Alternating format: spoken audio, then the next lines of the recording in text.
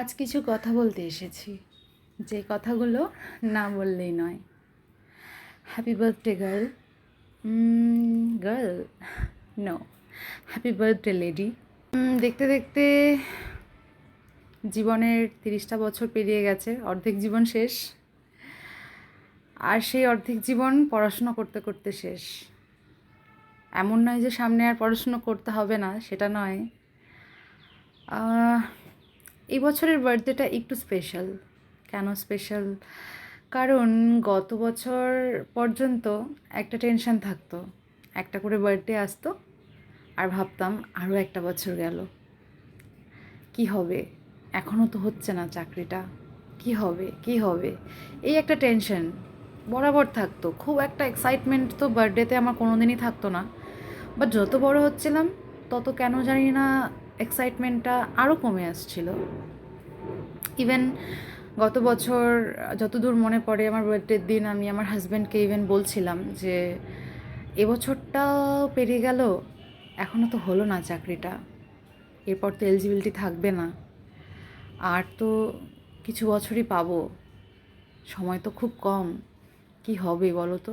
ও বলেছিল চেষ্টা করতে থাকো, হবে, হয়ে যাবে, টেনশন করো না, হয়ে যাবে। আমার দিদি বরাবরই বলে এসছে হবে, টেনশন করিস না, হবে।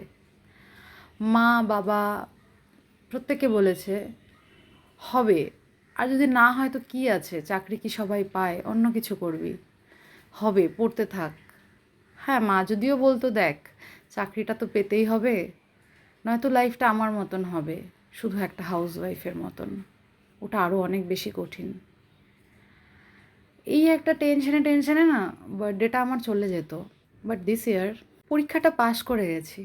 একটা কোথাও জানি না কেন ঘুম থেকে ওঠার পর থেকে প্রচুর উইশ আসছে, বাট তার মাঝখানে একটা ফিলিংস কাজ করছে যে এই বছর চাকরিটা পেয়ে গেছি, মানে এই বছর আমাকে এটা ভাবতে হচ্ছে না যে আরও একটা বছর পেরিয়ে গেল। এই টেনশনটা একটা ছেলে বা একটা মেয়ের জন্যে যে কতটা বড়, যারা নিজের পায়ে দাঁড়াতে চায়, যাদের ফ্যামিলির প্রতি প্রচুর কর্তব্য থাকে, সেটা বলে বোঝানোর মতো না। খুব একটা এনজয়মেন্ট হতো না। এই যে একটা এত বড় পথ এসছি, এর মাঝখানে না প্রচুর স্যাক্রিফাইসেস আছে আমার ফ্যামিলির, ইভেন আমার পরবর্তী যে আমার বিয়ে হলো সেখানে তাদের প্রত্যেকের প্রচুর অবদান আছে, প্রচুর প্রচুর স্যাক্রিফাইসেস আছে। তার মাঝখান থেকে আমার নিজস্ব যেটা ছিল, প্রচুর অকেশন মিস করেছি, প্রচুর বন্ধুবান্ধব ছুটে গেছে, প্রচুর জায়গায় যাইনি। বন্ধুবান্ধবদের সাথে ঘুরতে যাওয়া, সবার যখন ছবি দেখতাম ঘুরতে যাচ্ছে, তখন খারাপ লাগতো না যে তা না, বড্ড খারাপ লাগতো। বাট আমার কোনো রিগ্রেট নেই যে আমি সেটা করতে পারিনি, ওটা করতে পারিনি। একটা কথা আছে, কিছু পেতে গেলে কিছু তো হারাতেই হয়। তো আমার কাছে মনে হয় যে নিজের পায়ে দাঁড়ানোটা বেশি ইম্পর্ট্যান্ট ছিল, তাই অনেক কিছু মিস করেছি, বাট সেটার জন্য খুব একটা রিগ্রেট তো ফিল হয় না। আর এই বছরের বার্থডেটা আমার এই জন্যেই খুব স্পেশাল, কারণ ঠিক বার্থডে 2 দিন আগে আমার ডিভি কমপ্লিট হলো, সব কিছু খুব ভালো মতন হয়ে গেছে। বাস এখন ফিঙ্গার ক্রসড, আমি এখন ওয়েট করছি আমার কল লেটার আসার জন্যে। বাকি সব কিছু যদি ঠিকঠাক থাকে খুব তাড়াতাড়ি যেন জয়েনিংটা হয়ে যায়। বাস এখন ফ্যামিলির দায়িত্ব নিতে চাই, যেটা দিদি অনেক দিন থেকেই করছে, যেটা আমার বাবা এখনও করে যাচ্ছে। হয়তো চাকরি করলে পাপার এখন রিটায়ারমেন্ট হয়ে যেত, বাট যেহেতু চাকরি করেন না, ব্যবসা করেন, খুব বড় একটা ব্যবসা সেটাও নয়, অবশ্যই উনি অনেক অনেক অনেক কিছু করেছেন ওনার ব্যবসায়িক জীবনে।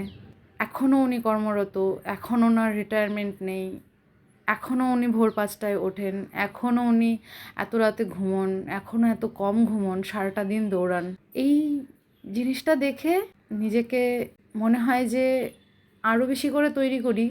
বাবাকে একটু বিশ্রাম দিতে ইচ্ছে করে, বাট আমার বাবা মেয়ের বাবা তো, তাই বিশ্রামটা নিতে চান না। মেবি হয়তো ছেলের বাবা হলে নিয়েও নিতেন, জানি না, হয়তো নাও নিতে পারেন, বাট কোথাও না কোথাও মেয়ের বাবা তাই জন্যেই হয়তো বিশ্রামটা নিতে চান না, কারোর উপরে ডিপেন্ডেন্ট হতে চান না। আর কোথাও না কোথাও এটাই হয়তো আমার দিদি আর আমার ব্লাডে চলে এসছে যে আমরাও সেলফ ডিপেন্ডেন্ট হতে চাই।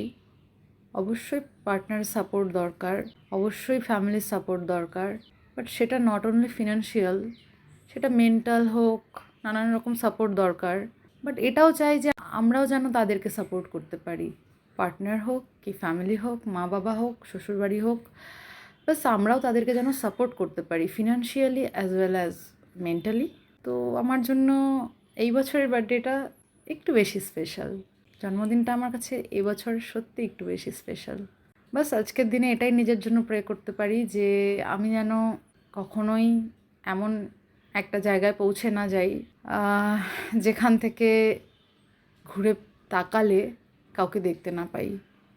লাইফে যে মানুষগুলো আছে, মা বাবা, দিদি, জামাইবাবু, হাজব্যান্ড, শ্বশুরবাড়ি, সবাইকে একসাথে নিয়ে যেন ব্যালেন্স করে চাকরি জীবন, পার্সোনাল লাইফ ব্যালেন্স করে সব কিছুকে নিয়ে, এবং কিছু বন্ধুবান্ধব যারা সবসময় পাশে ছিল এখনও আছে, বাস সবাইকে নিয়ে যেন পজিটিভলি লাইফে এগিয়ে যেতে পারি, শরীর স্বাস্থ্য ভালো রেখে।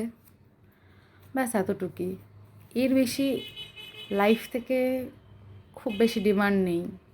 বাস সবার সুস্থতা আর সবাইকে নিয়ে চলা, আর যেন জীবনে আরও যদি কিছু অ্যাচিভ করতে পারি, পসিবল হয়, তাও যেন পাটা আমার মাটিতেই থাকে।